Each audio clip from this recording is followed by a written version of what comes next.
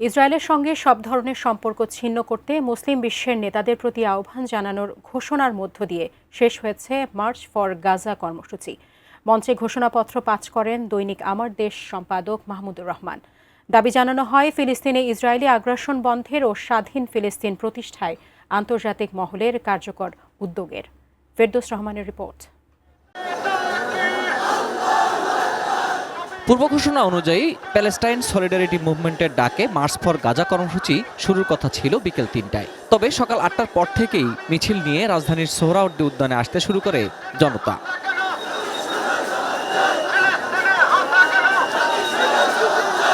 সময় গড়ানোর সঙ্গে সঙ্গে কানায় কানায় পূর্ণ হয়ে ওঠে সোহরাওয়ার্দী উদ্যান। তখনও মূল অনুষ্ঠানের অতিথিরা আসেননি। উদ্যানে জায়গা সংকুলন না হওয়ায় কয়েক কিলোমিটার পর্যন্ত আশেপাশের সড়ক, ভবন, খোলা জায়গায় অবস্থান নেন প্রতিবাদী মানুষ। স্লোগান ওঠে মানবতার শত্রু ইসরায়েলের বিরুদ্ধে, স্বাধীন ফিলিস্তিনের সমর্থনে। ফিলিস্তিন ফিলিস্তিন ফ্রি ফ্রি ফ্রি ফ্রি।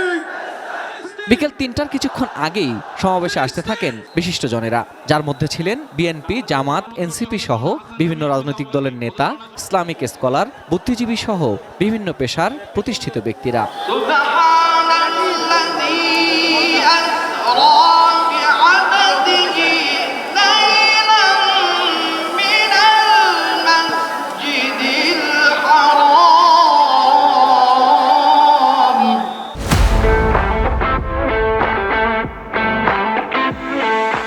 পবিত্র কোরআন পাঠের মধ্য দিয়ে শুরু হয় অনুষ্ঠান। বিশিষ্ট ইসলামিক স্কলার মিজানুর রহমান আজহারি, শায়খ আহমদুল্লাহর সঙ্গে কণ্ঠে কণ্ঠ মিলিয়ে গণহত্যার বিরুদ্ধে আওয়াজ তোলেন লাখ লাখ মানুষ।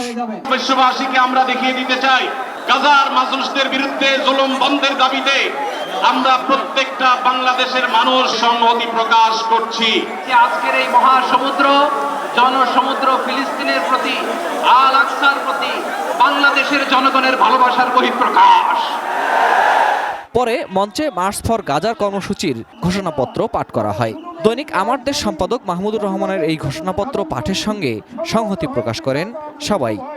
ইসরায়েলের সাথে অর্থনৈতিক, সামরিক ও কূটনৈতিক সকল সম্পর্ক অবিলম্বে ছিন্ন করতে হবে। ২. জায়নবাদী রাষ্ট্রের বিরুদ্ধে বাণিজ্যিক অবরোধ ও নিষেধাজ্ঞা আরোপ করতে হবে। অনুষ্ঠানের সভাপতি জাতীয় মসজিদ বাইতুল মোকাররমের খতিব মুফতি আব্দুল মালেকের দোয়া ও মোনাজাতের মধ্য দিয়ে শেষ হয় মার্চ ফর গাজা কর্মসূচি। শহীদদের শাহাদাতের উসিলায় আমাদের সবাইকে কবুল করে। ফিলিস্তিনে মানবতা বিরোধী অপরাধের বিরুদ্ধে এখানে আজকে যারা জড়ো হয়েছেন তাদের মধ্যে দলের ভিন্নতা আছে, মতের ভিন্নতা আছে, এমনকি ধর্মেরও ভিন্নতা আছে, কিন্তু একটি জায়গায় তারা একাকার। মানবতা পৃথিবীতে বেঁচে থাকতে হবে। তারা বলছেন যেভাবে ফিলিস্তিনে মানবাধিকার লঙ্ঘিত হয়েছে সেটি এখনই বন্ধ করতে হবে, আর যারা লঙ্ঘন করেছেন তাদেরকে দাঁড় করাতে হবে বিচারের মুখোমুখি। সোহরাওয়ার্দী উদ্যানের মার্চ ফর গাজা থেকে ফেরদৌস রহমান, এটিএন নিউজ।